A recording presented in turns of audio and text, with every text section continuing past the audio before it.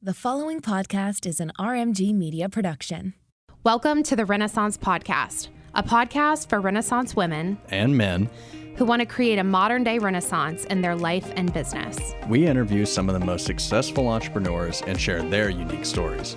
Are you ready to create your Renaissance?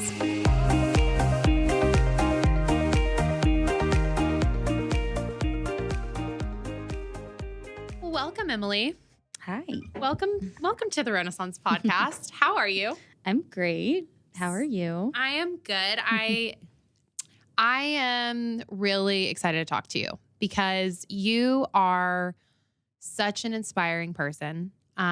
You inspire by what you do for a living, like tenfold, like of course, and we're going to get into that. But then you also inspire by everyone that talks to you and has some sort of conversation with you or something.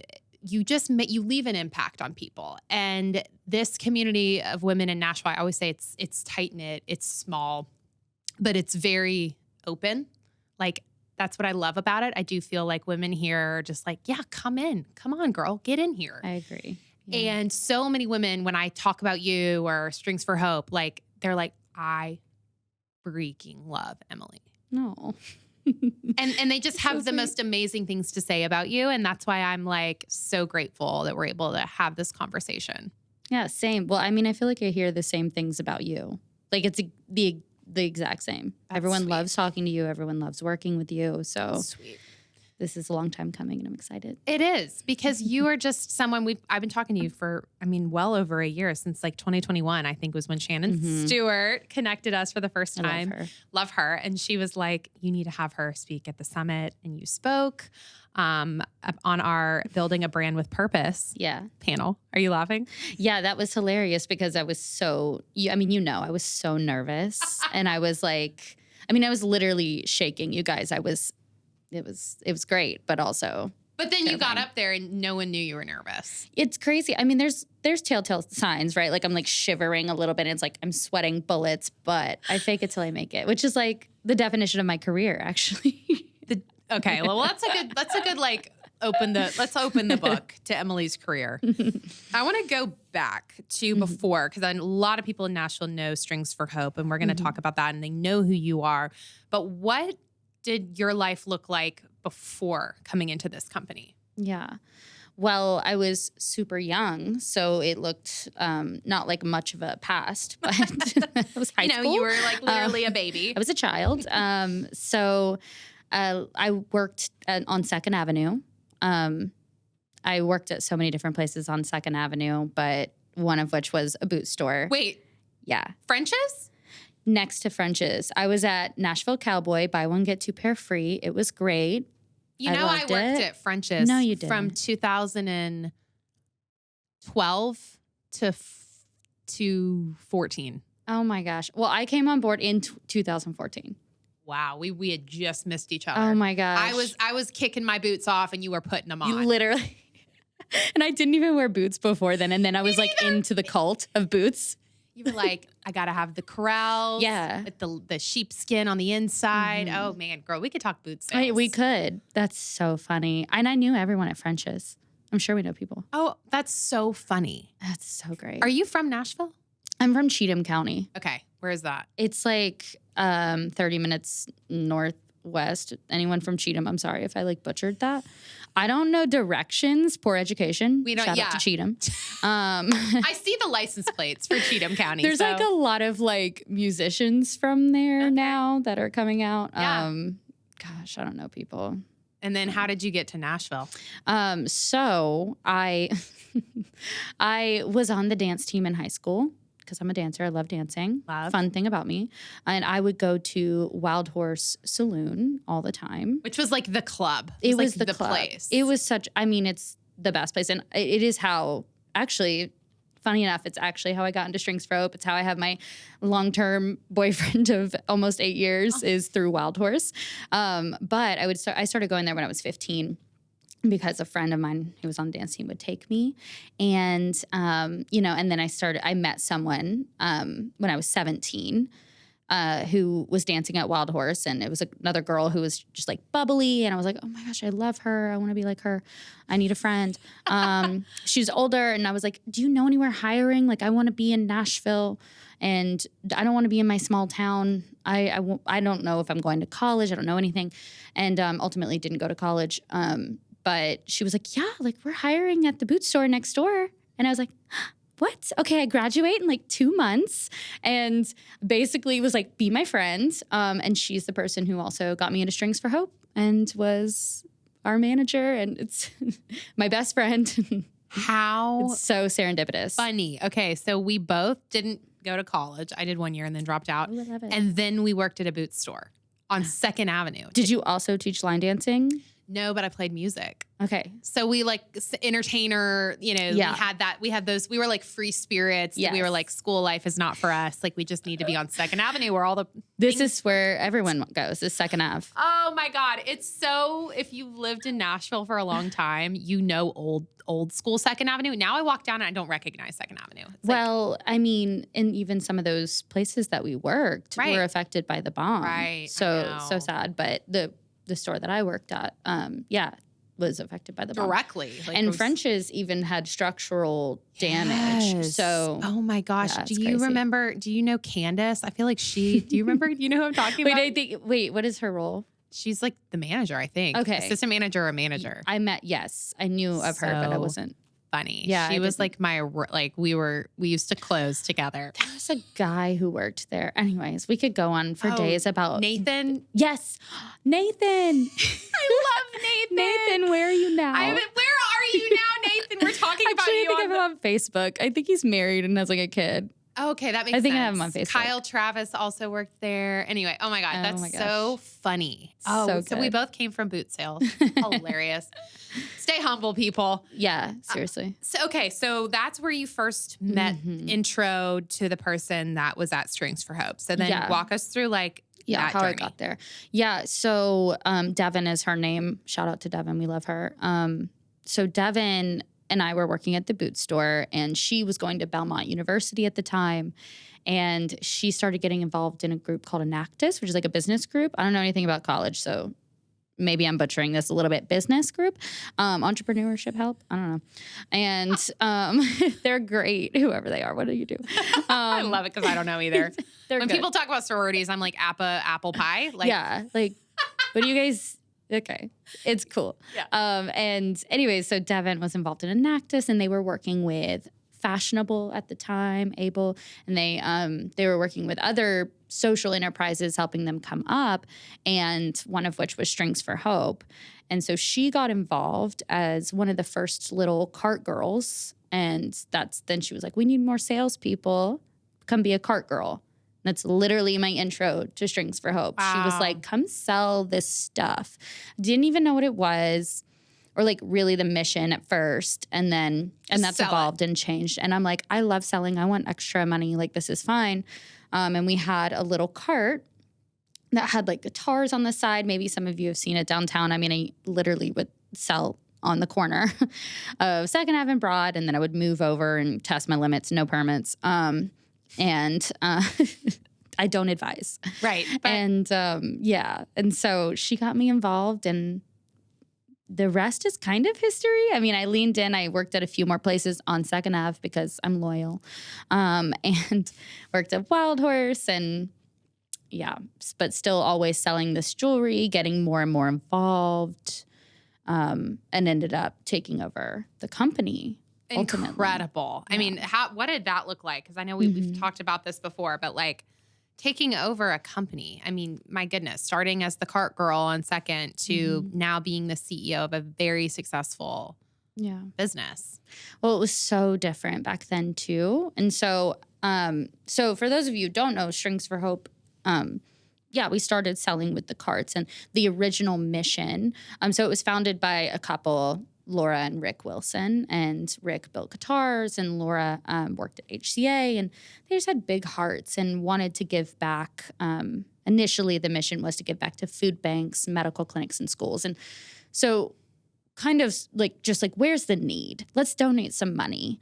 And then next thing, there's these cart girls selling all this jewelry. And it's like, we have a lot of money. And it's just kind of like sitting, like it just not a lot of structure.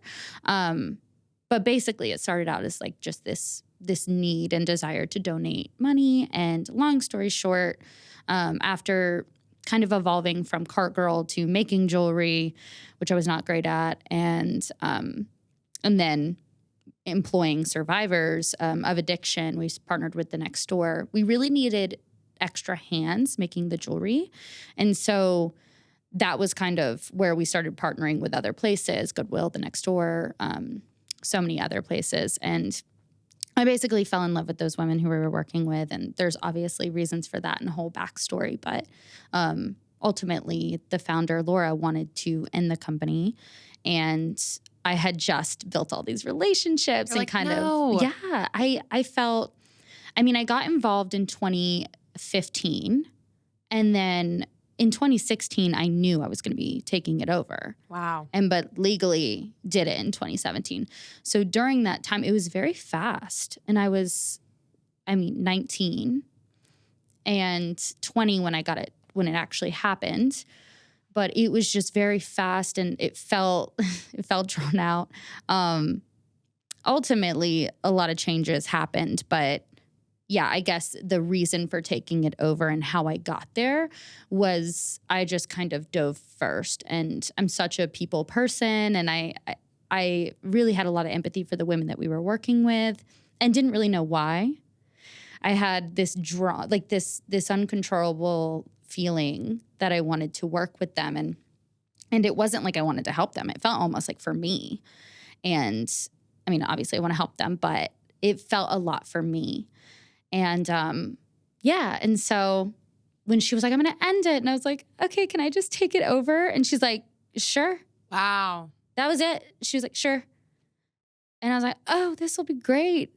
I have nothing right to lose. I'm just like this young, like, I just don't have anything to lose. And I had my boyfriend. That was pretty much it. Right. So I'm like, okay, whatever. Let's figure it out. Wow. Cut to a lot of stress, a lot of tax issues, a lot of Learning. mess. Yeah, learning. Honestly, I'm so thankful for the trials and the. I mean, it's invaluable that business education you get from just throwing yourself into something and being like, I don't know what I'm doing. Am I going to figure it out? Yeah, I'm going to figure this out. And I feel like you just have had that grit probably your whole life. And it just like really came to life when you got yourself into that situation. Yeah. So what do you think drives you the most now in the organization? That's such a good question. I mean, honestly, still the same, the people we work with. I mean, it's evolved so much. And the reason why, like, people would ask me all the time is like, what's your why? Why are you here? And I would get a panic because I'm like, I don't know. Like, I guess because I want to help people. Stressful question. So stressful. And ultimately, what I've been figuring out through therapy and, years of doing this is I have always wanted to do something for myself and kind of set the tone for my family and break these generational curses that we have and get out of my small town and make an impact in a community that I was ultimately affected by.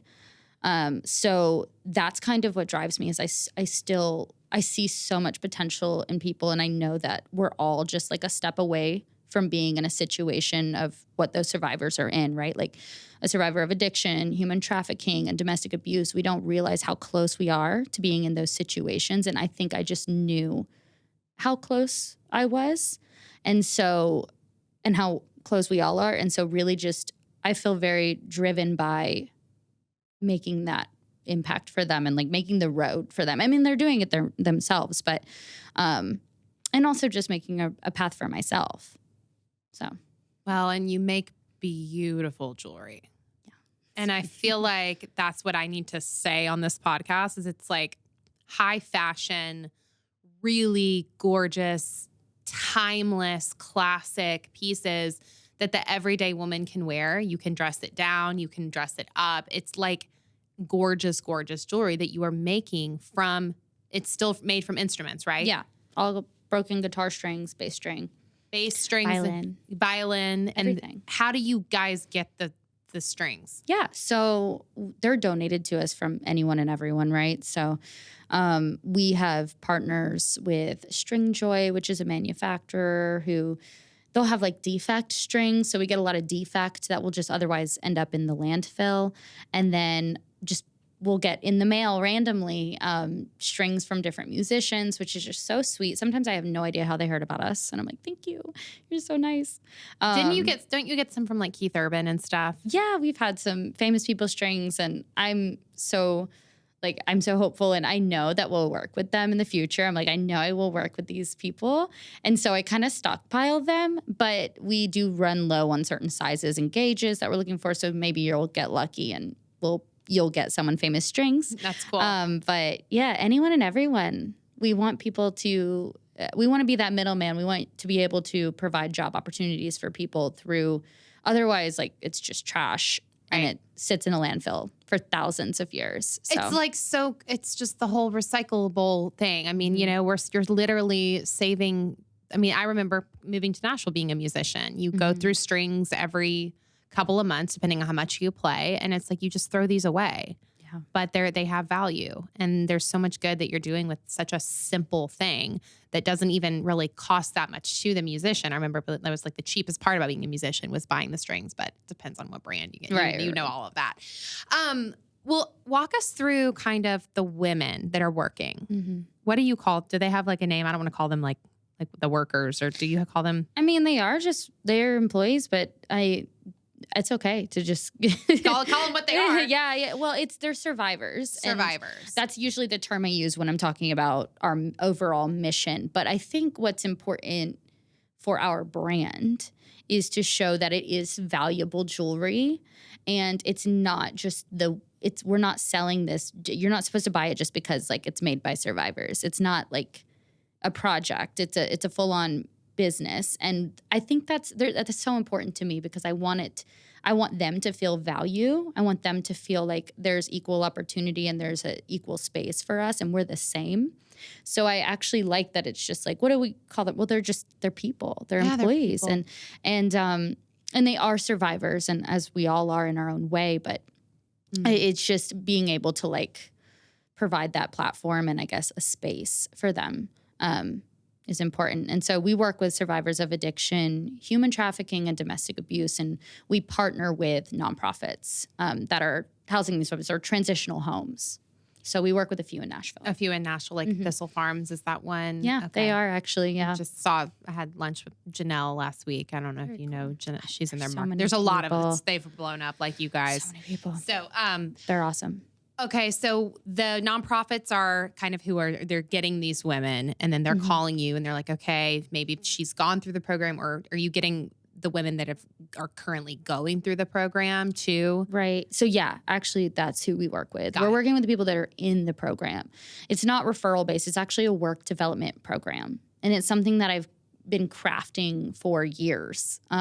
How we started initially before I took over was we were going into facilities and we were like, come on, guys, let's sit around a table. Let's make some stuff. You can take it home. We'll pay you the same, like $5 a piece.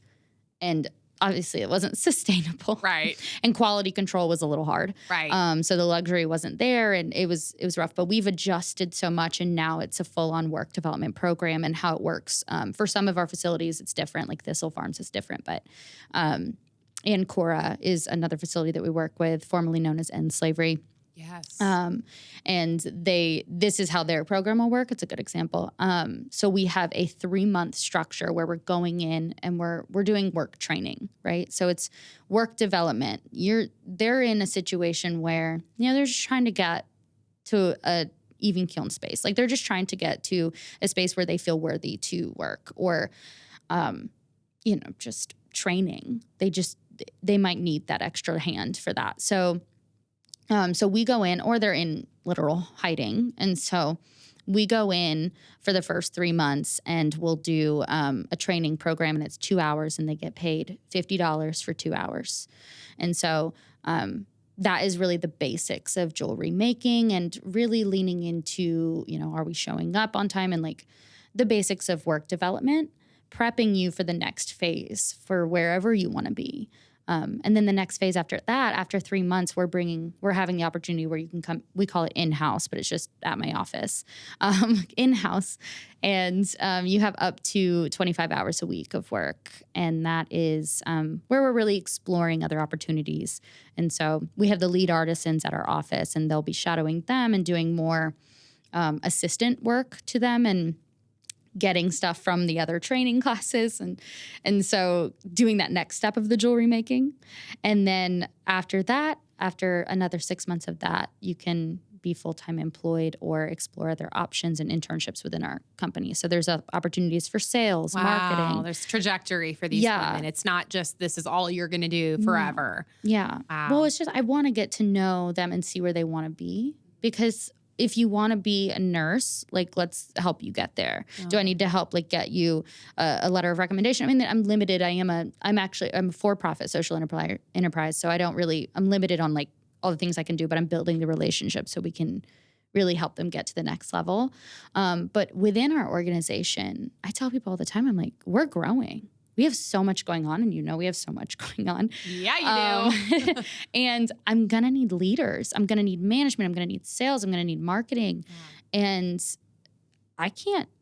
we're going to need a whole sustainability team. We have like thousands of pounds of string that I have to organize. Right. And those relationships to manage. And ultimately, I would love for us to be more survivor ran, but like we employ all types of people, but ultimately that's the goal. So of course they have that opportunity for sure. And we like to let them know that. So I love that. Has it always been a social enterprise, or was it a nonprofit originally and then you switched it over? Yeah. I'm always curious about the back. We could talk. So I didn't know what I was doing. I think I could say that like the whole podcast, and you're like, we get it. No, well, I would just echo you because same. Well, we started out, so before I took it over, we were a nonprofit. And if you know about nonprofits, you have to get donations. And we weren't doing that. We were just selling. So we still had to pay sales tax, but like I had to pay some back, sales tax for the old nonprofit. And then when we transitioned, I was 19. And again, I was like, I don't know anything about anything. I guess we'll be a nonprofit. So I reopened it up as a nonprofit and ultimately closed it again and reopened it in 2019 as a for-profit social enterprise. And ultimately, we were always operating as a social enterprise under the terms of like, are we creating social impact and environmental impact? Yes, we're doing that. And we're selling something, we're creating opportunities. So we were already doing that work. And I think I was already a part of the Social Enterprise Entrepreneurship Center, Social Enterprise Alliance. That's what they're called. But we were a nonprofit, and then I realized it made more sense to be a for-profit with opportunity. And I didn't want to be limited on who we work with. And there's a lot of limitations with a nonprofit. But then the trade-off is I literally have to do everything through the sale of the product. Right. So the trade-off is risk. Right. Which I kind of thrive in. So it's like, it's fine. That's why you're a great entrepreneur, because we just live in risk mode always. Yeah. Chaos. It's fun. Literally. I want to know your kind of day in the life, like day in the life of a CEO who's running this company. You guys get a lot of national attention, which we were just chatting about off air, which is really exciting. Obviously, I feel like everyone in Nashville knows who you are. But what does Emily's day look like? I'm sure it's very different every single day. Yeah, it is. I mean, I do a lot of jobs. All those departments you named earlier, you're probably like kind of my hand is in all of them. I can thankfully say, and I'm very proud that I don't make any of the jewelry anymore. And trust me, y'all do not want me to make any of the jewelry. I know how to. I know everything that we do, but I really have let that go. So that's exciting. So that's ran by our head of quality control, Smiley. She's great. But Smiley, I love that. Yeah. That's the cutest name ever. She's great. She's awesome. Fitting. Yeah, you guys can read about her on our website. She's awesome, and she's just been with me for like, I think like 4 years now. Oh, wow. A while. Wow. We should talk about retention, because that's impressive. That's a whole other piece Honestly, to this. that is, and I have grown so much. I mean, that's a whole other story with how I took over this company. It was retention has been hard, but yeah, what was the question? Your day in the life. Oh, my day in the life. You know? Okay, so I mean, sometimes I have meetings, and I think that I'm scatterbrained. I don't even have a desk at my office. So I like to work everywhere. I'll hop around and do work. Kind of the same. In the coffee shop. Can't be contained. Yeah, I can't. And so I do a lot of like just the sales growth of things. I still get out there and sell the product at different pop-ups. A lot of people will see me just popping up because I need sales employees right now. But so a lot of that kind of stuff. And then a lot of big corporate group management and fulfillment management and emails and the more back emails, end. Yeah, emails. admin. And I don't do payroll. I let that someone else do that. Good. Which I suggest if you take any advice, let it go. Yeah, throw that one away. It's not going to make you happy to see all that money leave every other week. That's not. And it's going to make you upset. But hey, Yeah. no, it's great. You got to pay your people. Yeah. But you got to delegate, Yeah. like you're saying. I do a lot with the orders and fulfillment and customer service and yeah, a lot there. So I guess, walk us through this year. What are some big picture goals that you have for Strings for Hope? I mean, a few that I have. Can we wink at some of those? Yeah, we can wink at a few. So we will. I mean, I want to work with big brands, and I think it will be happening I think this it's year. going to be happening with Yeah. some really, really big people that are have eyes on you and that are investing in what you're doing. Yeah, I want to have. I think a big goal for us is to provide people with a piece of Nashville, right? And also we do more than just we sell it wholesale too. So we're sold in different like boutiques all over. I saw you the at US. Thistle Farms last week. Yeah, I was like, oh my God. Yeah, we're everywhere. And I mean, we're sold in Florida. A lot of people love us in Florida. I don't know why.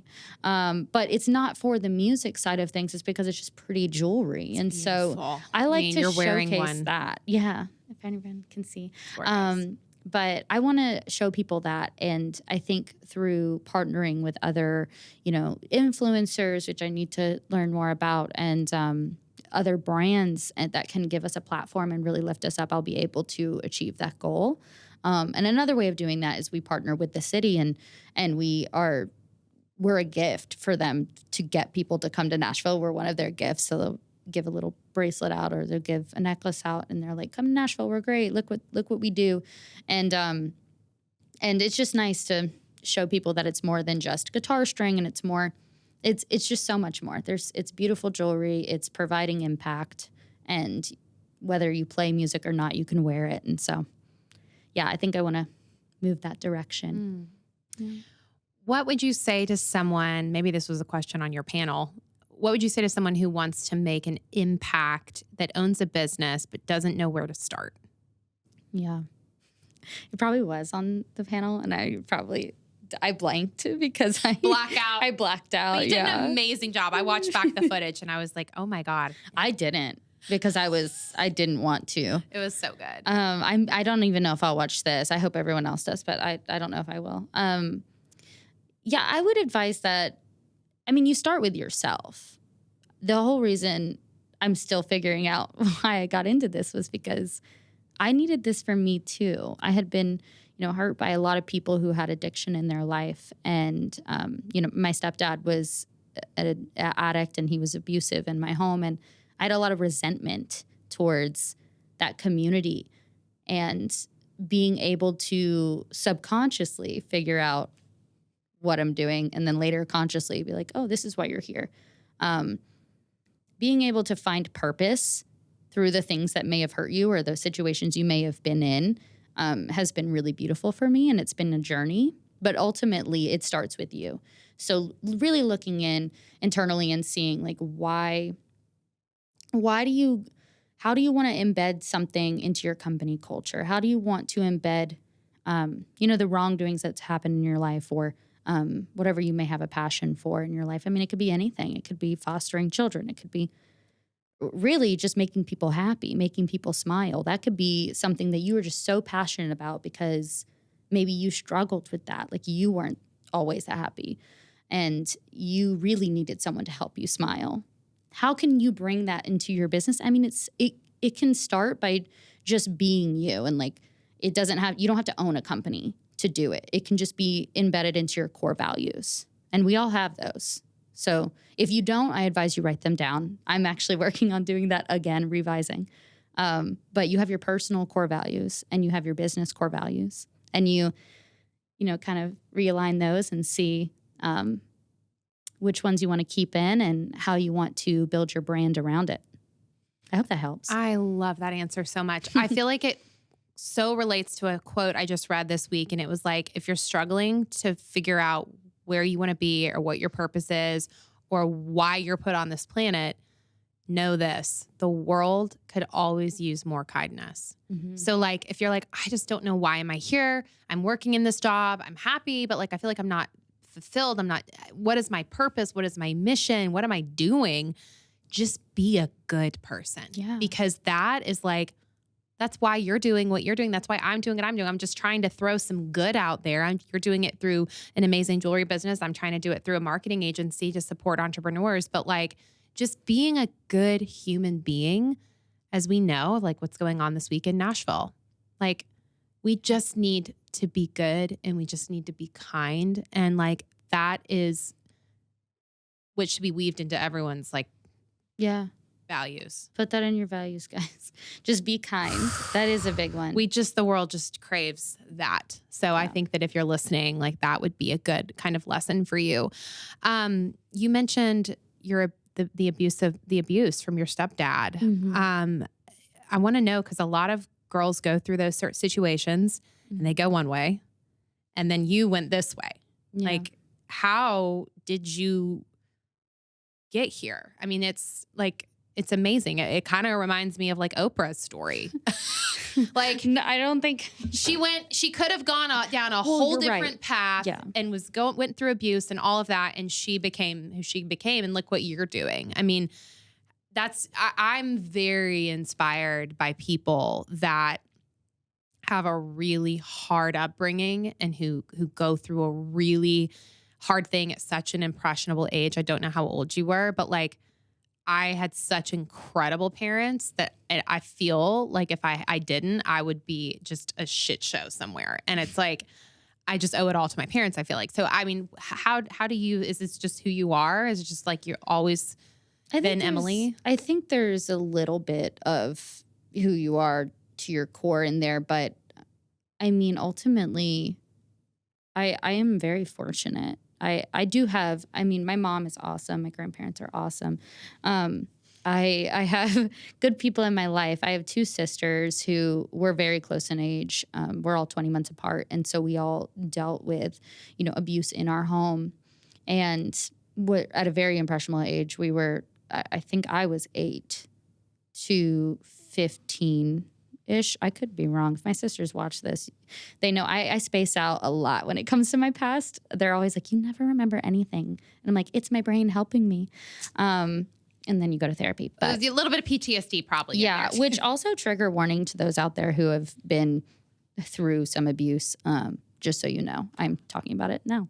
But yeah, I think for me, I always knew I was so empathetic as a kid. I was so empathetic, and that was built into me. And maybe it was being a middle child, I don't know, but like I've always been so empathetic of the people around me, and my mom, who was really handling a lot of abuse, and emotionally, physically, and all of the things above, and even generationally, my mother and my grandparents, and there's a lot of like sexual abuse and just physical abuse and emotional abuse, just their whole lives. And we always knew about it. We always knew this was happening, but you can't just, as a 8 to 15-year-old, just stop it, right? And how to take back those kind of things. For me, it was just really, I lean into it. I lean into the empathy of it. I've always felt for my stepdad, who was like a source of that abuse. I felt for him for so long, and I felt for my mom. I felt for everyone. I was like, I've always just cared. That was a lot in me, and I think that's what kind of gave me the leg up in the situation. I wish I had like a book to be like, this is how you get out of it. But I really just think everyone's story is different. I was aware of what could have been, and ultimately, if I didn't meet Devin downtown, Really, she's been a big impact in my life. I think my life even then could have went a different direction. And I think we're always at a series of choices, and there's never a right choice. You're just going to make one. You're going to go through some shit. And can I say shit?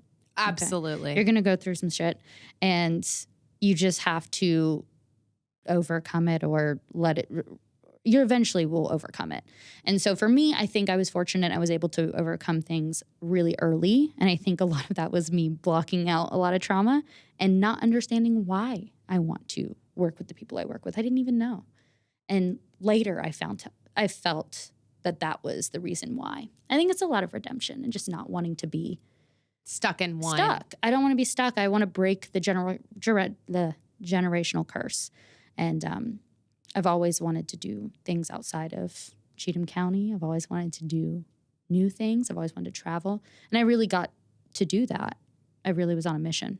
Gosh, that's so inspiring, Emily, because it's like, if you're listening to this and if you feel like you're in a rut and you're stuck and you have generations of people doing the same thing, I think that's when I think of a Renaissance woman. I think of someone who's like, I don't know how I'm going to get out of this, but I know I want more for myself because I know I deserve more. And I think that that's hard as a woman to even wrap your head around that. Well, and sometimes you're just stuck in the weeds of it. And I do want to say, like, at any age, you can come out of your situation. And that's the whole point as to why I'm doing what I'm doing.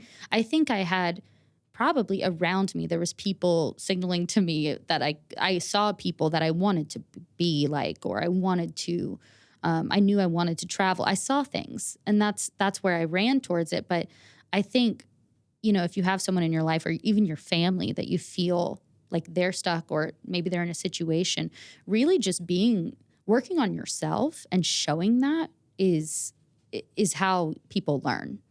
Showing them the way. And me and my mom talk about this a lot, that we inspire each other. My mom has been through so much shit, way more than I could even fathom. And now she is, a top salesperson at a glass company, AGM glass company. Shout out. They're great. They need you, actually. They need someone to run their marketing. Give me a call. I will connect you. Good for your mama, though. Yeah, It's she's inspiring. awesome. And we talk about how we inspire each other because she was a young mom and us just growing up together. And I know a lot of people can relate to that. And when working with the women that we work with, I see myself. I see my mom. I see what my story could have been. And yeah, I just feel like we all deserve the opportunity. Just need to show the way. And I just, that deserve piece. That's what I want women to know. It's like, you really are worth getting out of whatever you're stuck in, whether it be a job or a relationship or Second Avenue. The boot store. We love you, French's. We love you, Nashville. We love it because it's part of what got us here, right? But like, I mean, I had seasons of my life where I didn't think I deserved to make more than $7.50 an hour, and I don't know how much you were making, but that's what it. I was at $9 an hour. Woo! You were better than I was. I thought I was rich, y'all. I really did. Like, I make $9 an hour. Oh my God, no! There was one point where I was literally making $7.50 an hour, and I'm like, holy shit! I mean, it seems illegal. It wasn't even that long ago. No, it's 10 years ago for me. 11 years ago. You guys got commission though, right? No. Oh, okay. Neither did we. I'm really shouting out. We might have to bleep out the name. Oh my gosh. So I am just so inspired by you. I had no idea that, like, your story and just like the back end of it. I'm like, wow. What are some things I want to know? What are some things that you've learned about yourself through being an entrepreneur? Well, that I'm really resilient. It's so hard to like gas yourself up, and I really struggle with being insecure. And lately I'm trying to be kinder to myself and live by my values, which is like be kind to others and like service to others and things like that. But it's hard to do that. So I would say I'm really impressed with how resilient I am. And I know I'm genuine when it comes to the work that I do and the impact that I want to make. I might not make the right decisions or go about it the right way. I mean, Lord knows I did not I didn't have a background in this, so I'm sure I've messed up many of times. And but I know that the people around me see my intention and that I am a genuine person when it comes to like the work that I'm doing. I love that. I mean, like I said in the beginning of the podcast, everyone that I know that knows you is just like, you're so genuine. You're real. Like, and I think that is what is so refreshing. You're just a real girl. You tell it how it is. There's no BS. Yeah. And you're such a hard worker too. And that is why Strings for Hope is so successful. And I'm so proud of you. Thank you. Okay. So the last question we always ask our guests is, what is your definition of a Renaissance woman? I would say, I mean, everyone is a Renaissance woman. I really do believe we all are. I really do. I was just talking about this with one of my employees, how just I really have so much faith in everyone around us and like the women that we're working with. And sometimes they need a little help, but I just have so much faith in them. And it is truly the resilience. I think we all just need to tap into it. Because we all have it. We're so strong. Women are so strong. I would say someone that recognizes that. And so everyone is capable of being a Renaissance woman, but it's really recognizing your strengths. And I mean, I believe we'll all get there. Sometimes we need a little help. I love what you said about just, it's like being a good leader is someone that's able to empathize, but always believe in their people. And that's a lesson I've learned through having employees for the last several years. It's like, if you can have that mental shift of like, no, I believe in you. Like, I know you. I know that there's going to be things you need help with, and I'm here to guide you. But that belief in people, that's when it comes to retention, that's my biggest thing I've learned over the last few years is like, just, I believe in you. We can get there together. Like, we have all of these resources. Like, the internet's an amazing thing. And we can just hold hands and get there. But I think that it's that belief piece that people crave and they really need, you know? Yeah, and it goes back to setting an example and showing them. And it starts with yourself.